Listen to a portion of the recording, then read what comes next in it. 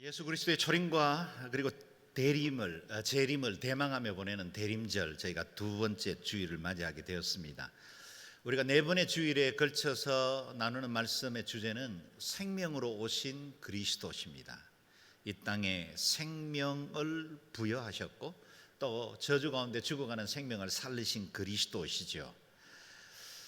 그 주제로 따라서 현 사회의 중요한 이슈들을 성경적으로 재조명하는 시간을 갖고 있습니다. 지난 주일에는 이기복 목사님 통해서 천하보다 귀한 한 생명인 태아를 낙태시키지 않고 어떻게 우리가 잘 보존할 것인가에 관한 말씀을 묵상했습니다. 오늘은 저출산에 관해서, 다음 주일은 자살, 그리고 그 다음 주일은 입양에 관해서 말씀을 듣게 될 것입니다. 말씀을 강의하기 전에 먼저 말씀을 드릴 것은, 오늘 설교는 저 혼자 준비한 설교가 아닙니다. 우선은 각 캠퍼스 담당 목사들과 또 대청에서 설교하는 모든 목사들이 A4지 한 페이지 용량의 설교 자료들을 담임 목사님께 보냈고, 담임 목사님이 그 모든 자료들을 취합해서 정리한 다음에 그 자료를 다시 모든 설교자들에게 보내주셨습니다. PPT와 함께 보내준 그 자료들을 따라 저희가 다시 개인적 묵상을 하면서 설교들을 정리한 것입니다. 이전에 해보지도 않은 방법으로 설교를 준비하는 이유는 이 주제 자체가 지극히 현실적이면서도 또 예민한 주제여서 사람에 따라서 다른 가치관과 생각으로 이 설교를 대할 수 있다는 우려가 있기 때문입니다. 그래서 성경 말씀을 기준으로 삼되 기독교적 가치관을 따라서 보편적으로 용납할 수 있을 만한 메시지를 함께 찾아가려고 노력했다, 그렇게 이해해 주시면 되겠습니다. 자, 그럼 다시 오늘 우리가 읽었던 말씀으로 돌아가겠습니다. 너무나 유명한 말씀이죠. 26절, 27절 같이 읽겠습니다. 시작. 하나님께서 말씀하시기를 우리가 우리의 형상대로 우리의 모양을 따라 사람을 만들어 그들이 바다의 물고기와 공중의 새와 가축과 온 땅과 땅 위에 기는 모든 것을 다스리게 하자 하시고, 하나님께서 사람을 그분의 형상대로 창조하시니 곧 하나님의 형상대로 사람을 창조하시되 하나님께서 그들을 남자와 여자로 창조하셨습니다. 아멘. 인간의 기원에 관해서 말씀하고 있습니다. 저와 여러분의 뿌리가 어떻게 시작되었는지, 인류가 어떻게 태동하게 되었는지를 주시는 명확한 말씀입니다. 어느 신학자의 사유의 결과도 아니고 사람들의 토론 이후에 내린 결론도 아닙니다. 하나님이 선포하셨고 그 말씀은 그대로 이루어지게 된 것입니다. 하나님께서 사람을 창조하셨습니다. 인간은 단세포가 진화하여 유인원이 되고 그것이 문명을 가지면서 오늘과 같은 형태의 인간이 되지 않았습니다. 성경은 단호하게 진화론을 거부합니다. 창조주 하나님께서 인간을 지으실 때는 다른 피조물들을 지으실 때와는 다른 구조를, 형태를 가지고 하나님의 말씀을 인간을 창조하셨습니다. 다른 모든 피조물을 지으실 때는 하나님께서 가라사대 말씀하셨고 그대로 되니라. God said it was so.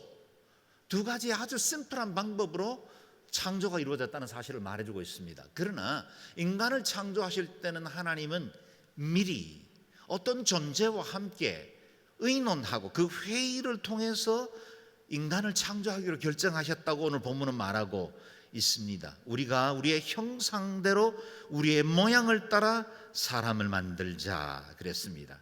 하나님께서 누구와 의논하셨습니까? 어떤 피조물이나 천사들과 의논한 것이 아닙니다. 성부, 성자, 성령 삼위 하나님이 우리의 모양, 우리의 형태로, 그래서 하나님이라는 히브리어는 엘로힘 복수 형태를 쓰고 있습니다. 그 세 분 하나님이 한 분이시고 한 분이시면서 세 분이신 신비의 존재가 그 형상과 모양을 따라 사람을 창조하기로 하셨다는 겁니다. 그분의 형상, 이미지, 모양, likeness, 이 첼렘과 데무트, 곧 하나님의 그 성품을 따라서 인간을 창조하시고 우리를 만들어 주셨다는 겁니다. 이 짧은 말씀은 우리는 모델을 따라 지어졌다는 사실을 가르쳐주고 있죠. 우리는 어떤 다른 세상적인 형태를 따라서 지어진 것이 아니라 하나님의 형상을 따라서 지음받은 존재입니다. 이 말씀을 묵상해 보면 우리가 우리 자녀들을 생산할 때 어떤 과정으로 이루어지는지 창조의 형태와 많이 닮아 있습니다. 우리는 부부라는 관계 안에서 자녀를 생산하죠. 홀로 자녀를 생산할 수 없습니다. 다른 사람의 정자를 받아서 비혼주의자가 자녀를 생산하는 건 결코 성경적이지 않습니다. 사회적 이슈가 되기도 하고 오늘날의 문제의 대안으로 이야기도 되기도 하지만 그러나 그건 결코 성경적이지 않습니다. 자녀를 생산하는 것은 관계 안에서 우리의 모양, 우리의 형태를 따라서 자녀를 생산하는 것입니다. 그러므로 우리 자녀들이 태어날 때 보면 신기하게도 우리 눈에도 보이지 않는 그 작은 세포 하나가 DNA라는 염색체를 가지고 우리와 똑같은 형태, 성품, 외모, 그리고 심지어는 입맛까지 닮은 자녀들이 태어납니다. 다시 말해 하나님은 우리를 통해 그분의 창조를 이어가시기로 결정하신 것입니다. 우리가 자녀를 얻는다는 것은 하나님께서 온 세상을 창조하시고 인간을 지으신 이후에 그 창조에 재생산, 유지, 보존, 관리를 우리에게 맡겨주셨다는 뜻입니다. 그런 의미에서 저출산의 문제는 대한민국이라는 한 나라의 문제 또는 어떤 민족 공동체의 문제로 그치지 않고 하나님의 창조 세계를 이어가는 대위임령의 일부분이다라는 것입니다. 여러분은 인구 절벽이라는 단어를 들어보셨을 것입니다. 국가의 구성원 가운데 15세에서 64세에 속한 사람들을 생산 가능 인구라고 부릅니다. 이 같은 생산 가능 인구의 비율이 급속도로 줄어들면서 국가 경제 흐름이 붕괴되는 결과를 초래하는 현상, 그걸 우리는 인구 절벽이라고 부르죠. 저와 여러분이 속해 있는 이 나라 대한민국은 이 인구 절벽의 벼랑 끝에 와 있습니다. 우리나라 2020년 상반기 합계 출산율이 0.84명이라 말합니다. 합계 출산율이라는 것은 한 여성이 가능한 연령, 가임 연령의 자녀를 생산할 수 있는 전체 합계 숫자를 의미합니다. 우리 여성 한 명이 가임 기간에 나올 수 있는 아이가 0.84명, 세계 합계 출산율이 2.1%, 조금 전 영상에는 2.4%가 2020년 통계다 그렇게 말하는 걸 보면 세계 통계에 비해서도 우리 한국의 출산율은 지극히 낮습니다. 절반에도 미치지 못하는 상황이죠. 이 추세로 계속 간다면 2030년부터는 우리는 전체 인구가 줄어드는 나라가 되고, 우리나라는 현재 OECD 국가 중에서 출산율이 가장 낮은 나라이면서 이 현상으로 이어가면 전 세계에서 가장 먼저 최고령 국가가 되어 지구상에서 먼저 소멸될 위험이 있는 나라가 되었다는 겁니다. 이런 때 우리가 다시 기억해야 할 말씀이 오늘 본문 말씀입니다. 하나님의 말씀으로 돌아가야 합니다. 문화 명령이지요. 하나님께서 창조하신 가정의 본질을 회복해야 합니다. 하나님께서 사람을 그분의 형상대로 창조하시니 곧 하나님의 형상대로 사람을 창조하시되 하나님께서 그들을 남자와 여자로 창조하셨습니다. 인구 절벽의 벼랑 끝에 이른 대한민국은 이 말씀으로 돌아가야 합니다. 하나님은 인간을 창조하시되 그 형상을 따라 남자와 여자로 지으셨다 말씀하십니다. 남자와 여자로 지으셨다는 건 특별한 의도가 있는 설계다라는 겁니다.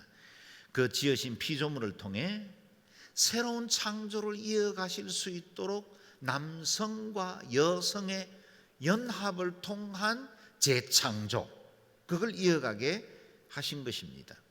남자와 여자는 서로 만나 가정을 이루게 하셨고 그 가정에서 생명을 이어가게 하심으로 창조 질서를 이어가게 하신 것입니다. 포스트 모던 시대를 맞이하면서 모든 것들이 상대화되고 절대적인 진리가 사라지는 시대가 되었고 우리도 알게 모르게 그와 같은 영향을 깊이 받아오고 있습니다. 그래서 성적 정체감에 혼란을 겪는 일들이 많이 일어나지요. 우리나라도 포괄적 차별금지법이라는 악법을 지속적으로 통과시키려는 시도들이 있습니다. 대부분의 국회의원들은 포괄적 차별금지법이 무엇을 의미하는지 조차도 모른다는 걸 국회의원을 방문하는 모든 종교 지도자들이 확인했습니다. 거의 대부분 법안들을 깊이 살펴보지도 않고 그것이 장차 국가의 미래에 어떤 영향을 끼치는지도 알지 못한 채로 법안에 동의를 하거나 찬성을 하고 당론으로 결정하는 일들이 계속되고 있다라는 겁니다. 이와 같은 법의 위험이 무엇입니까? 우리는 분명 차별은 금지해야 합니다. 그 어떤 형태의 인종, 성별, 그 어떤 신분에 의해서도 차별은 있으면 안 되죠. 그러나 성소수자의 인권을 존중한다는 이름으로 창조주의 설계를 정면으로 도전하는 이 악을 용납해서는 안 됩니다. 우리는 그리스도인으로 하나님의 사랑을 가지고 트랜스젠더, 호모나 레즈비언 다 그리스도의 사랑으로 용납해야 합니다. 우리가 그들에 대해서 비난하거나 정죄하는 일들에 대해서 지극히 조심해야 합니다. 우리가 그들을 판단하고 비난하는 순간 그들은 그리스도께로 돌아올 기회조차도 잃어버릴 때가 많기 때문입니다. 사랑해야 합니다. 그들도 그리스도가 필요합니다.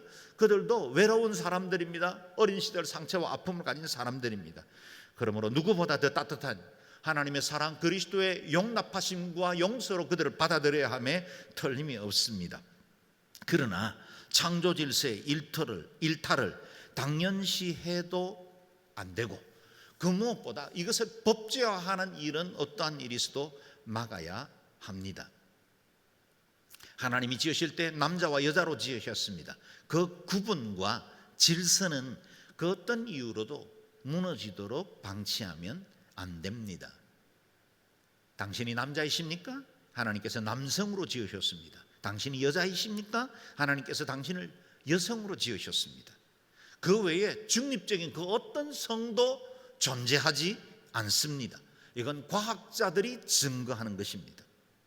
이 구분이 명확할 때 하나님이 기뻐하시는 온전한 건강한 가정을 이룰 수가 있습니다. 이 창조 질서 안에 세워진 가정의 사명이 생명의 재창조입니다. 28절 말씀 함께 읽어보겠습니다. 시작. 하나님께서 그들에게 복을 주시며 그들에게 말씀하시기를 자식을 많이 낳고 번성해 땅에 가득하고 땅을 정복하라. 바다의 물고기와 공중의 새와 땅 위에 기는 모든 생물을 다스리라 하셨습니다. 아멘. 이 명령은 창조주 하나님께서 그 형상을 따라 지으신 인간에게 주신 최초의 명령입니다. 동시에 그 어느 누구에게도 제한 없이 주신 가장 보편적 문화 명령이라 그렇게 부릅니다. 자연에 존재하는 어떤 피조물, 그것이 동물이건 실물이건 그 모든 피조물에게 이같이 생육하고 번성할 권한은 주셨지만 땅에 충만하라고 명령한 적은 없습니다. 오로지 인간에게만 땅에 충만하라는 명령을 주셨습니다. 왜요? 하나님의 형상이 온 세상을 관리하여 하나님의 그 권위를 드러낼 존재이기 때문입니다. 모든 피조물 가운데 하나님의 뜻을 수행할 대리 통치자가 저와 여러분 인간입니다. 하나님은 모든 피조물 가운데 하나님의 사랑과 자비를 드러내실 도구로 쓰임받는 것입니다. 곧 모든 피조물은 인간을 통해 하나님께 찬양과 영광을 올려드립니다. 모든 천지 창조물은 지으신 모습 그대로 존재하면서 하나님의 영광을 드러냅니다. 그러나 저와 여러분이 오늘 모인 것처럼 예배라는 형태로 하나님 앞에 영광을 돌릴 수 있는 유일한 존재는 인간입니다. 그러므로 우리는 모든 피조 세계를 대표하는 예배자입니다. 동시에 하나님의 영광과 그 권세를 세상 가운데 증거하고 구체적으로 드러낼 수 있는 유일한 존재가 또한 인간입니다. 그런 의미에서 아담은 모든 창조된 세계를 대표하여 하나님께 나아가는 대제사장의 사명을 부여받은 것입니다. 우리는 모든 피조 세계에 대해서 대제사장적 역할을 감당합니다. 그래서 왕 같은 제사장이라 부름받은 것입니다. 그러므로 모든 만물은 인간을 위해서 존재하는 것이 아니라 하나님을 위해서 존재하고, 인간 역시 하나님을 위해서 존재하는 자로서의 명령을 수행하는 대리자가 되어야 합니다. 이러한 축복을 이어가는 과정이 생육하고 번성하며 땅에 충만한 것입니다. 그러므로 사회적 필요 때문이 아니라 인간은, 특히 하나님의 백성들은 창조주 하나님께서 의도하신 충만한 생명력을 이 땅 가운데 드러내는 도구가 되어야 합니다. 오늘날의 젊은이들의 일반적인 생각은 대한민국이 인구 절벽을 맞이했고 장차 미래가 없습니다 라고 말할 때 갖는 필링이, 그게 나와 무슨 상관이 있죠? 여러분, 인구 절벽에 관한 영상을 보다 보면 한 30대를 중심으로, 직장인인데 미혼인 한 30대의 고백을 중심으로 해서 나온 영상이 하나 있어요. 그런데 이와 같은 수많은 보도들을 들을 때마다 So what? 그게 나와 무슨 상관이 있어요? 나는 내 인생을 즐기고 내가 가지고 있는 것들로 누리며 살면 되지. 이것이 시대 정신입니다. 세상에다가 이 문제를 맡길 수는 없어요. 그리스도인 공동체가 먼저 믿음으로 바로 서야 하고 하나님의 말씀에 순종하는 그 생명력의 번성을 누려야 합니다. 그렇다면 오늘 우리의 대한민국은 어떻게 인구 절벽의 위기를 맞이하게 되었습니까? 창조주 명령에 순종할 수 없는 현실적인 이유 충분히 이해할 만합니다. 많은 보도들, 그리고 조사에서 나온 결과들이죠. 출산을 꺼리는 이유, 한 아이를 뒷바라지하는 데 소요되는 엄청난 자녀 양육비, 주거비의 가파른 상승, 경기 침체와 실업에 대한 두려움, 여성의 사회 경력 단절, 지금 우리가 꼽을 수 있는 많은 문제들은 분명히 특히나 젊은 세대들에게는 쉽지 않는 문제이고, 이전에 베이비 부머들이 누리던 그 생산 정대 시대에 누리던 것과는 달리 많은 위기와 어려움들을 겪습니다. 그저께도 아이들이 대학 입시를 치르면서 많은 고통을 겪었죠. 분명 쉽지 않습니다. 이해합니다. 공감할 만한 것들이 많습니다. 그러나 조금만 다시 생각해 보면 우리 문제의 본질이 이러한 현실적인 것으로부터 출발한 것만은 아니라는 사실입니다. 그동안 대한민국은 매년 10조에 이르는 어마어마한 재정을 출산 정대를 위해서 돈을 쏟아부었습니다. 지난 10수년간 160억이나 되는 재정을 쏟아부었지만 우리가 알고 있는 결과 그대로입니다. 조금도 변화되지 않았고 점점 더 감소되고 있습니다. 우리 부모 세대는 지금과는 달리 비교할 수 없는 열악하고 어려운 환경이었지만 수많은 자녀들을 생산했고, 그리고 그들을 훌륭하게 양육해서 오늘날의 대한민국의 디딤돌이 될 만한 그런 축복의 통로가 되었습니다. 환경의 문제, 현실적인 문제가 모든 것의 답이 아니라는 사실을 우리는 이것으로 단순 비교해도 알 수가 있습니다. 그렇다면 진짜 문제는 무엇일까요? 현실적인 이유들의 이면에 있는 왜곡된 태도들을 점검해 볼 필요가 있습니다. 첫째는 자기중심적인 세계관입니다. 미국에서 유행되어 우리나라에 널리 사용되고 있는 유행어 중에 하나, YOLO, You only live once. 당신은 오직 한 번만 살아갑니다. 맞지요? 맞는 이야기인데, 그러니 한 번밖에 살 수 없는 인생 즐기라는 겁니다. 나를 위해서 살라는 겁니다. 자녀 양육이나 다른 어떤 사회적인 필요들 때문이 아니라 그냥 나를 위해서 즐기는 인생, YOLO 인생들이 많습니다. DINK라는 말도 유행하죠. Double Income No Kids. 우리 많은 젊은이들이 DINK가 많습니다. 경제적으로도 시간적으로도 여유를 가지고 살면서 자신의 커리어를 발전시키거나 자기 삶의 여유, 레저를 즐기면서 사는 삶을 살고 싶은 것입니다.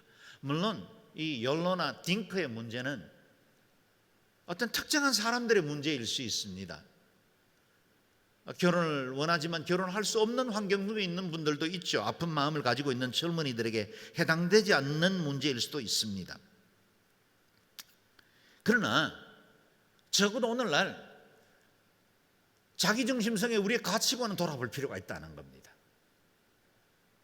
자기 인생, 자신 스스로를 즐기려는 경향들이 너무나 강하고 그것이 시대 정신화되는 것에 대해서 우리가 주의해야 한다는 겁니다.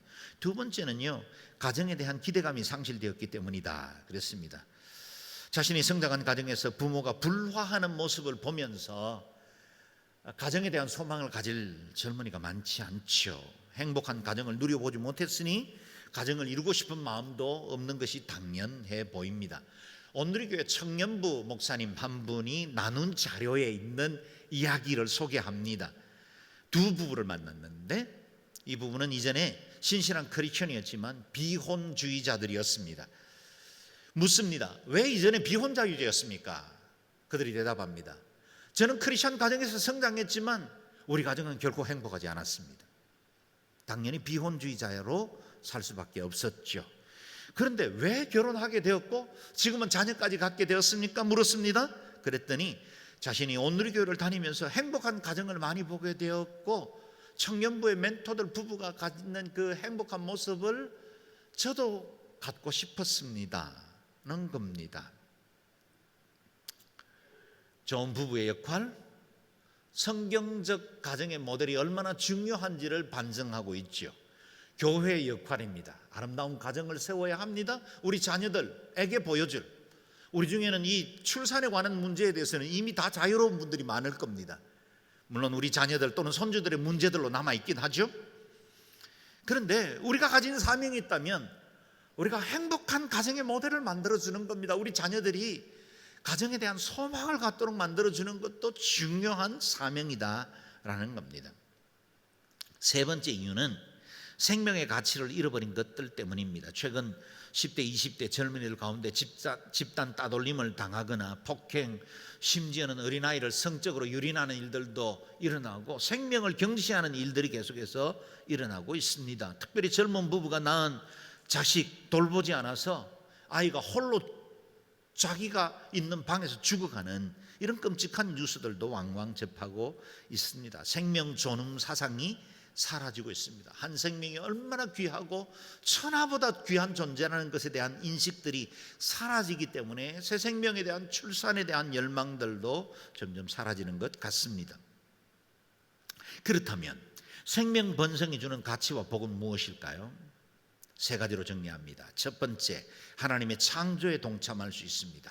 내 몸을 통해서 얻는 생명, 그것은 개인의 차원에 그치지 않고 하나님의 그 창조의 위대한 사역을 이어가는 일부분이라고 말씀을 드렸습니다. 그것은 말씀에 순종하는 행위이고 또 하나님의 창조 사역을 이어가는 거룩한 일입니다. 생명이 또 다른 생명을 낳음으로 하나님의 뜻을 이 땅에 이루어갈 수 있습니다. 둘째는 하나님의 구원을 전하는 통로가 됩니다. 구원받은 부모를 통해 경건한 믿음의 자녀들을 출산하고 양육함으로 믿음의 가문을 세워나가는 것입니다. 마태복음 1장은 마치 산부인과 대장처럼 누가 누구를 낳고 누가 누구를 낳았다는 이야기로 이어지죠. 조금은 지겨운 말씀 중에 하나입니다. 그러나 그 말씀을 전체적으로 보면 한 믿음의 가문이, 유대라는 신앙 공동체가 어떻게 이어져 와서 메시아에게까지 이어져 갔는지를 볼 수 있는 정말 감동적인 이야기죠. 내가 한 자녀를 출생하는 이 일은 영적 가문을 세워나가는 일이다라는 겁니다. 지금 유럽은 급격하게 이슬람화되고 있습니다. 이유는 단순합니다. 난민을 많이 받아들였고 그 난민들이 그 땅에 정착해서 살면서 수많은 자녀들을 생산하는 것입니다. 인구의 자연 증가를 통해서 유럽은 이슬람화되고 있습니다. 향후 30년이 지나면 우리가 너무나 잘 아는 기독교를 우리에게 보내주었던 영국이나 프랑스나 독일 같은 나라들이 무슬림의 국가가 될 겁니다. 메조리티가 될 거예요. 복음을 가진 경건한 부모가 복음으로 자녀를 양육하는 것도 선교 사명을 이루는 것이라는 사실입니다. 세 번째, 하나님의 은혜의 도구가 될 수 있습니다. 한 생명이 세상에 태어날 때 하나님께서는 어머니의 품을 준비해 두십니다. 그러므로 어머니와 아버지는 하나님을 대리하는 자이고 또 우리는 하나님을 대신할 수 있는 영광스러운 특권을 누립니다. 아버지 학교 강의를 하다 보면 많은 사람들이 하나님을 아버지라 부르는 것을 두려워하거나 꺼리는 경우가 많습니다. 아버지에게 너무나 많은 상처를 받아왔기 때문에 하나님이라는 존재가 아버지라는 것으로 받아들이기가 힘들어합니다. 아버지는 곧 하나님을 대리하는 이미지가 됩니다. 저와 여러분이 자녀를 잘 양육해서 건강하고 아름다운 성품으로 양육하는 건 하나님을 대리하는 영광스러운 일이라는 사실입니다. 분명 자녀를 양육하고 또 출산하는 일들은 결코 쉽지 않습니다. 희생과 수고가 따르는 일입니다. 그러나 단언컨대 그 모든 수고보다 더 큰 기쁨과 행복을 누릴 수 있습니다. 오늘 영상에서 본 두 가정이 그렇게 말하고 있지 않습니까? 맛보지 못했잖아요. 한번 해보세요. 내 자녀를 키운 부모들이 담대하게 말할 수 있는 고백이지요. 이 땅에 엄마된 모든 여인들에게 물어보십시오. 기꺼이 자신을 희생하면서 가족을 돌보던 모든 아빠들에게 한번 증거를 들어보십시오. 그 기쁨과 행복은 다른 어떤 것으로도 대체할 수 없는 최상급의 행복입니다. 자녀는 하나님의 상급이며 하나님의 마음을 경험할 수 있는 유일한 길입니다. 그래서 하나님은 자신을 아버지라 불리는 것을 기뻐하셨습니다. 무한 희생을 쏟으면서도 아버지라는 사실 하나만으로 우리를 다시 용서하시고 회복하시고 새롭게 해주시는 아버지, 그분이 우리의 하나님이시죠. 그 아버지 하나님의 마음은 아버지가 된 사람이 제대로 배울 수 있습니다. 저는 조직신학에서 신론에 대해서 많은 정보들을 습득했지만 우리 아이 둘을 양육하고 그 아이들이 자라나는 것을 보면서 제가 아빠됨이 무엇을 의미하는지를 배웠습니다. 제가 아버지가 됨으로 하나님 아버지라는 말에 신론에 표현된 그 말이 무슨 뜻인지를 제대로 경험하게 되었습니다. 경건하고 거룩한 가정을 이루는 것보다 더 위대한 창조사역은 없습니다. 이 부르심에 순종하려면 믿음의 결단도 필요하죠. 잘 아시지 않습니까? 참된 행복은 내 의지로 만들어가는 것이 아니라 하나님의 말씀에 순종할 때 진정한 행복이 찾아옵니다. 성경에는 하나님의 말씀에 순종함으로 생명의 출산을 이루었고 이것을 통해서 하나님의 뜻을, 주님의 사역을 이룬 여러 가정들의 이야기가 등장합니다. 그 가운데 세 가정을 소개하려고 합니다. 첫 번째는 모세의 가정, 그 부부가 보여준 결단입니다. 히브리서 11장 23절 말씀을 같이 읽겠습니다. 시작. 믿음으로 모세의 부모는 모세가 출생했을 때 그 아이를 3달 동안 숨겼습니다. 이는 그 아이가 남다른 것을 보고 왕의 명령을 무서워하지 않았기 때문입니다. 아멘. 모세의 부모였던 아므람과 요게벳이 만약 바로의 그 추상 같은 명령을 두려워했다면 결코 모세를 출산시키거나 또 모세를 양육할 수가 없었을 겁니다. 그들이 세상의 왕의 권력보다, 세상의 환경보다 하나님을 두려워할 줄 알았기 때문에 이스라엘 백성들을 구원할 위대한 지도자 모세가 태어나 성장할 수가 있었습니다. 출산을 고려할 때 우리가 늘 물어야 할 것은 하나님의 말씀에 순종할 것인가, 내가 세상의 염려나 여러 가지 일어날 수 있을 일들에 대한 두려움에 내 순종을 거역할 것인가에 대해서 진지하게 물어야 합니다. 두렵고 염려스러운 일들이 많이 있겠지만 하나님의 말씀을 바라보고 믿음으로 순종해야 합니다. 두 번째 가정입니다. 보아스와 룻이 보여준 믿음의 결단이죠. 룻기 4장 말씀인데요, 같이 읽어보겠습니다. 시작. 내가 또한 말론의 아내인 모압 여자 룻을 내 아내로서 사서 그 죽은 사람의 이름으로 유산을 이어갈 것입니다. 그리하여 그 이름이 그 형제 가운데서나 그의 성문에서도 없어지지 않게 할 것입니다. 오늘 여러분이 그 증인입니다. 그러자 장로들과 성문에 있던 사람들이 다 말했습니다. 여호와께서 당신의 집에 들어올 그 여자를 이스라엘의 집에 세운 라헬과 레아처럼 되게 하시기를 바랍니다. 또 당신이 에브라스에서 잘되고 베들레헴에서 이름을 떨치기를 바랍니다. 아멘. 보아스와 룻의 만남을 성문 앞에서 많은 사람들 앞에 증거하는 내용이 오늘 본문입니다.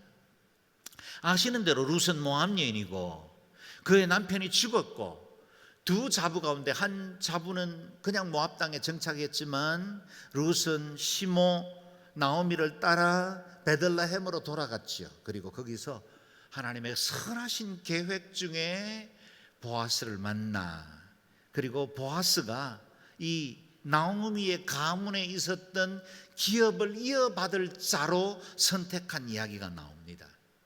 보아스는 그 기업을 이어받을 자가 되면 결코 자신에게 유익하지 않습니다. 이방 여인이었던 룻에 대해서 외면해도 아무런 상관이 없는 사람이었고 자기보다 더 우선순위로 이 기업을 물려받아야 할 사람이 있었음에도 불구하고 기꺼이 헌신했고 그 여인을 받아들였고 책임지게 되었습니다. 룻 또한 모압 여인으로 새로운 문화 속에 살아가는 것이 쉽지 않았지만 언약의 하나님을 믿고 바라보며 새로운 땅에 정착해서 새로운 가정을 이루게 되었습니다. 쉽지 않는 만남을 통해 한 가정을 이루었는데 두 세대를 지나 그 유명한 다윗 왕이 출생하고 이스라엘의 최대 왕의 자리에 이르게 됩니다. 이들의 결혼은 개인주의와 이기심을 극복한 헌신에 기초합니다. 자신만을 생각했다면 보아스와 룻은 결코 결혼을 이룰 이유가 없겠죠. 사랑에는 항상 수고와 헌신이 따릅니다. 그 수고보다 더 큰 은혜, 그것이 예비되어 있다는 사실을 또한 기억해야 합니다. 보아스와 룻의 만남이 예수 그리스도 온 세상의 구주가 되실 그 언약의 계보를 이루게 되지 않습니까? 우리도 순종을 통해 하나님의 뜻을 이루어갈 수 있습니다. 마지막 세 번째, 요셉과 마리아가 보여준 믿음의 결단입니다. 대림절 둘째 주일인 오늘 더욱더 의미 있는 말씀이겠죠. 누가복음 1장 말씀을 같이 읽어보겠습니다. 시작. 그러자 마리아가 대답했습니다. 보십시오, 저는 주의 여종입니다. 당신의 말씀대로 제게 이루어지기를 원합니다. 그러자 천사가 마리아에게서 떠나갔습니다. 아멘. 정혼한 처녀의 몸에서 생명을 잉태한다는 것, 그것은 수치스러운 일일 수 있었고 당시의 문화로 보면 돌에 맞아 죽을 수도 있을 만한 위험한 일이었습니다. 그런데 마리아는 고백하죠. 주의 여종입니다. 제게서 주님의 뜻 이루어지기를 원합니다. 그가 순종하고 하나님 앞에 이 용납할 수 없는 엄청난 사건을 받아들일 때 하나님께서 위대한 예수 그리스도를 그 몸에서 자라나게 하셨고 온 세상이 흠모하고 추모할 만한 위대한 어머니가 될 수 있었습니다. 하나님의 명령에 순종하고 또 그 따를 때는 항상 우리에게 큰 손해나 희생을 요구하는 상황들도 만납니다. 보십시오, 모든 출산하는 여인들은 생명을 걸고 분만실에 들어갑니다. 임신과 출산 자체가 수많은 위험과 수고를 요구하는 일들이죠. 그러나 지금까지 인류는 이러한 어머니들의 희생에 전제해서 오늘과 같이 인구들이 증가됐고 지금도 호흡하고 있는 사람들, 예배하는 저와 여러분들은 다 이 같은 어머니들의 위대한 헌신을 전제하고 여기까지 살아올 수 있었습니다. 아무리 위험해도 이 헌신과 수고는 이어져 가야 합니다. 그리고 그 생명의 축복들은 반복적으로 재창조되어야 합니다. 생명을 번성케 하라는 하나님의 명령은 우리를 복되게 하시기 위한 하나님의 계획입니다. 이 위대한 사역에 참여할 때 하나님께서 아름다운 가정, 위대한 영적 명문가들을 세워 가시는 것입니다. 그리스도께서 이 땅에 생명으로 오심과 같이 우리도 생명을 이 땅 가운데 충만케 하는 일에 쓰임받는 복된 믿음의 가문, 그리고 신앙의 명문가들이 되시기를 주의 이름으로 축원합니다. 아멘. 기도하겠습니다. 이 시간에 같이 기도할 때 하나님, 우리의 가정이 참으로 믿음의 가문으로 바로 세워질 수 있도록 은혜를 베풀어 주시고, 또 자녀 생산의 축복도 풍성하게 도와주시고, 우리 자녀들, 손주들 아름다운 이 가정의 본을 가지고 하나님의 가문들을 이루어나갈 수 있도록 도와주십시오.